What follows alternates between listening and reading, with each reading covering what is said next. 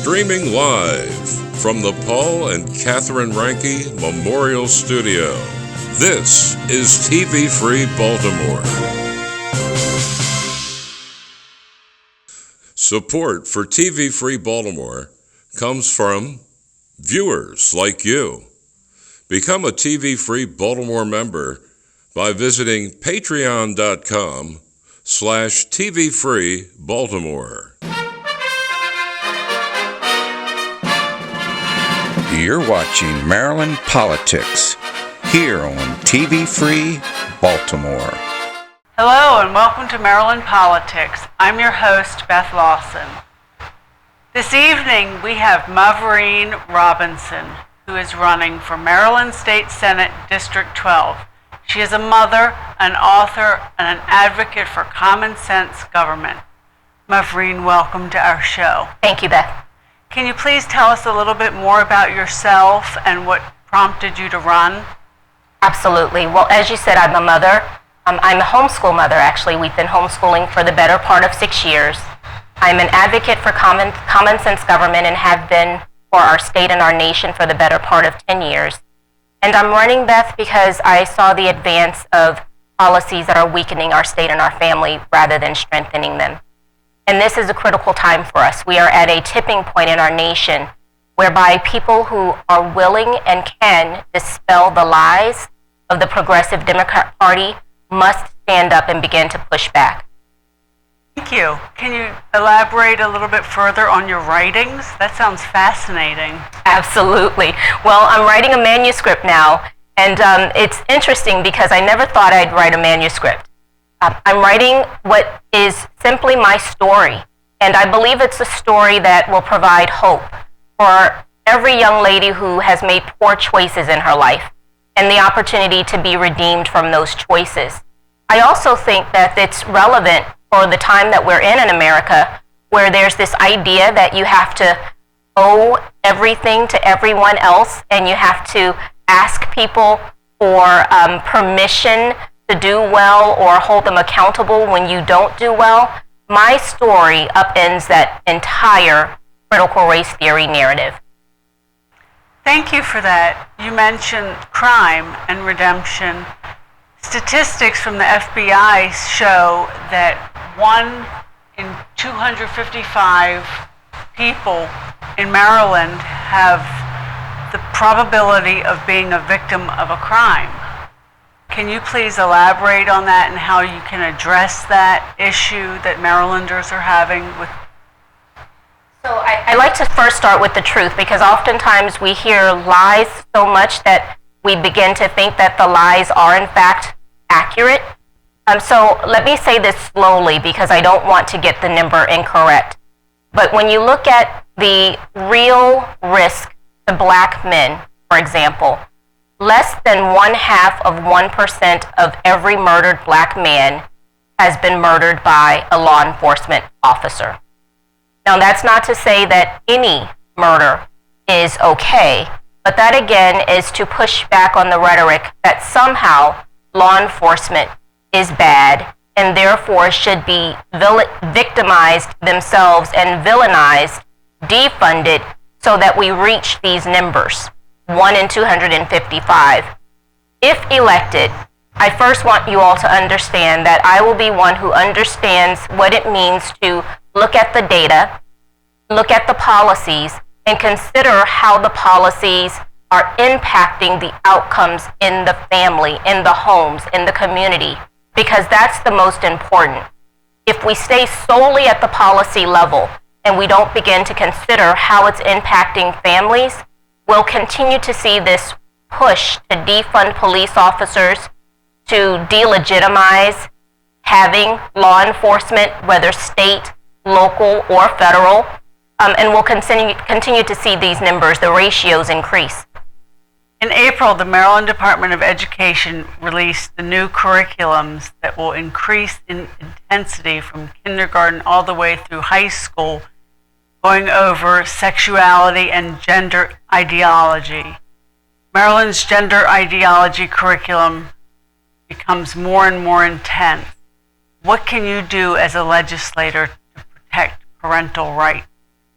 We can start with writing laws that make it illegal for adults, no matter their title, no matter their employer, to indoctrinate and to share pornography or sexual identity ideology with children. We have to start by telling the truth. And the truth is that our children are not community property. Our children are not government property. So having the ability to attend a public school that, let's not forget, is funded by the parents, funded by the public, does not then give the government complete control over our children and what they are taught.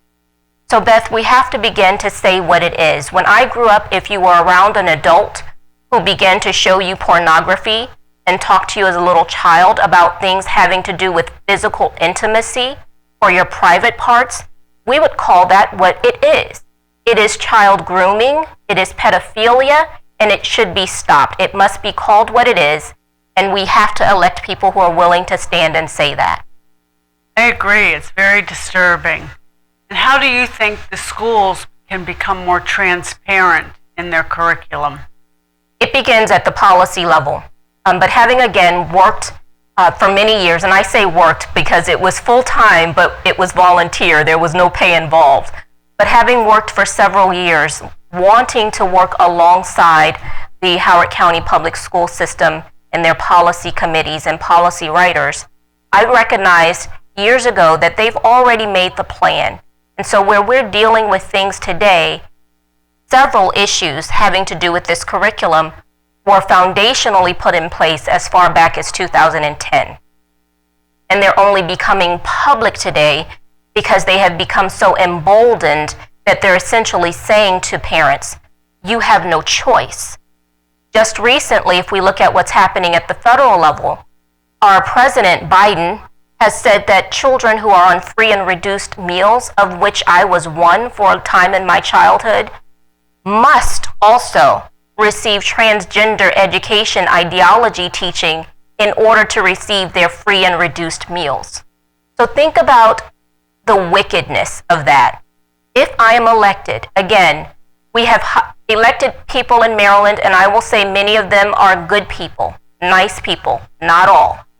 But to continue to hire or elect good people, nice people who are afraid to say no and to stand up against the machine and to go along with whatever the government wants to mandate on our children, our families, our wallets, our communities, because they don't want to be called unkind, is a mistake. Education is obviously of major concern to many, many, many Maryland citizens. It's frightening what it's become. What steps as a legislator are you able to take to return the students' learning to the 3 R's, reading, writing, and arithmetic, classical education? Absolutely. You mean those things that prepare our children for successful lives?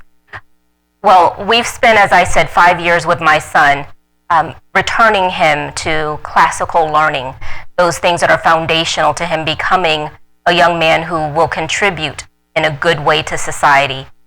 I would say that in the same way that the far left has legislated and mandated things like critical race theory, things like Black Lives Matter curriculum, things like the LGBTQTIA+++ ideology into our system, we must begin to legislate outlawing those things and calling them again what they are. They are plans to, I can only say, render the United States of America completely ill-equipped and unprepared for what's coming in decades or centuries to come. So where we have been leaders in the world with ingenuity and with invention and with medicine and science, if we continue along this path, the numbers for Maryland say that we will no longer be. In Maryland, for example, the most recent reports from NAEP indicate that less than 37% of our children are proficient in math. Less than 42% of our children are proficient in reading. And we're continuing to spend money and continuing to allow these ideologies to replace the quality time for reading, writing, and arithmetic, and government and civics. Very good points. Another increasing concern that we've seen is the increase of mental health issues among our youth. Can you elaborate a little bit further on that and what roles you feel families have to play in that? Families are critical, but how can we not see the impact of things like critical race theory again on our children? Because if a child is continually told that he or she is somehow born wicked by virtue of their ethnicity, or he or she is somehow born a victim by virtue of their ethnicity, we recognize that children are sponges and they become what they hear, they become what they are subjected to. And so the mental health issues that we are just starting to see really come to a head now, again, are because of years of this happening in the school systems and parents not being fully aware. But if COVID did anything positive, COVID required parents to know what was happening in the curriculum and in the schools. And I believe it's awakened all of us. I agree. And I've noticed that many parents have their parents in the home, which also brings us to the next issue that we're going to address, that Maryland statistics say that it is the worst state in the United States for retirees. Can you please tell us the concerns of how this trend is continuing? We won't be able to keep up. So from a tax burden perspective, I believe that Maryland is ranked 11th overall in tax burden, and we're ranked third highest in the nation for individual tax burden. Consider when our retirees, who have likely been employed by well-paying, high-earning companies and industry, consider when they retire and they're depending upon sometimes 60% of their earning wages. But their housing costs don't decrease, their insurance costs don't decrease, their food costs certainly don't decrease, but their taxes continue at the same rate and increase year over year. In the news now, we keep hearing 8.5% inflation. Well, that doesn't include food and energy. The debates about what that number would look like if you really included food and energy, but some analysts, reputable analysts, say that inflation could really be as much as 16%. Our retirees can't sustain that, and what it's done is break apart multi-generational families so that when mom or dad are at work, grandmom and granddad are there to support them. Mavourene, you mentioned the rapidly increasing inflation and how it ill affects retirees. Can you address how it's ill affecting just regular, everyday working families and how you can address this once elected? Absolutely. I heard a young lady not too long ago share that she had been buying chicken nuggets for her daughter, and she was accustomed to the bag of chicken nuggets costing $7.99. But that bag now is costing $11.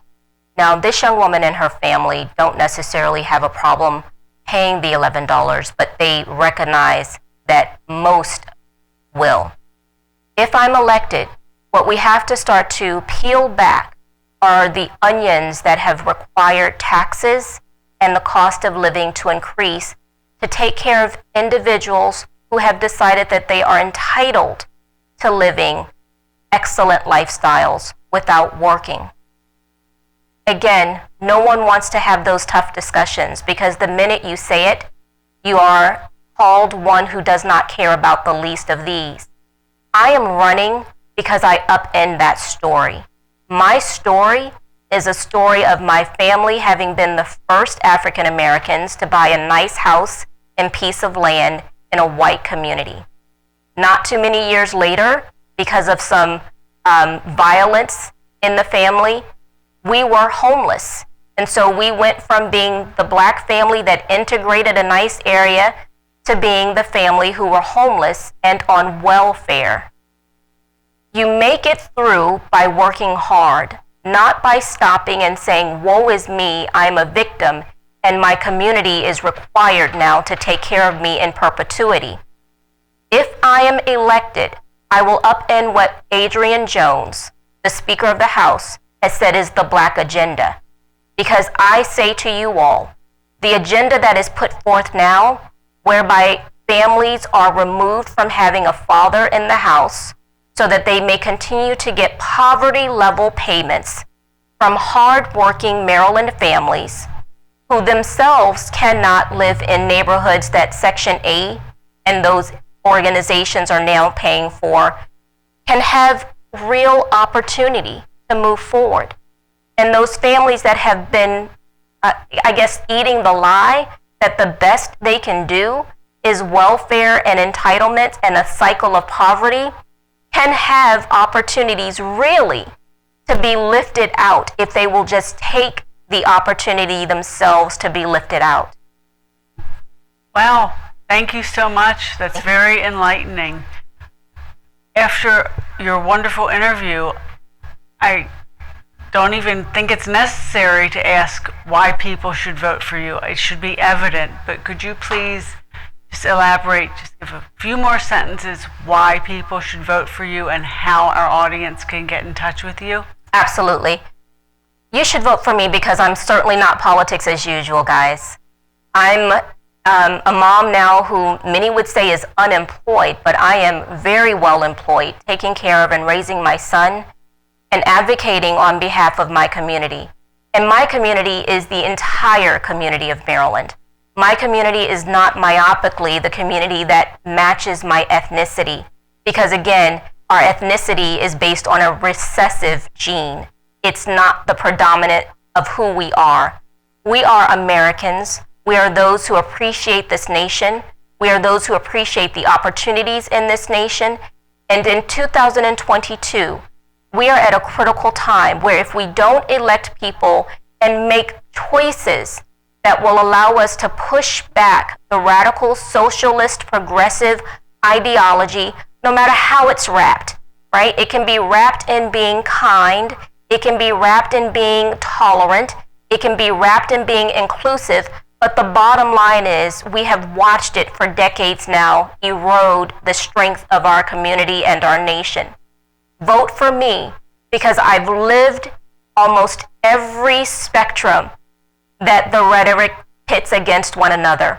I upend the lies based upon who I am.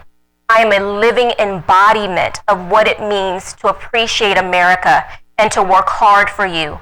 I will represent you. I have not taken any special interest money, so please donate. I will not do backroom deals. I will stand for you and I will tell you the truth even if and when the truth hurts. I will fight for you in Annapolis, and I assure you that I will not make decisions based upon my skin color first, but based upon what's right for all people in the United States of America. Mavourene, thank you so much for speaking with us this evening. And thank you for watching Maryland Politics. Please like and subscribe to TV Free Baltimore. I'm your host, Beth Lawson. Stay well and please again tune in for our next show. You're watching Maryland Politics here on TV Free Baltimore.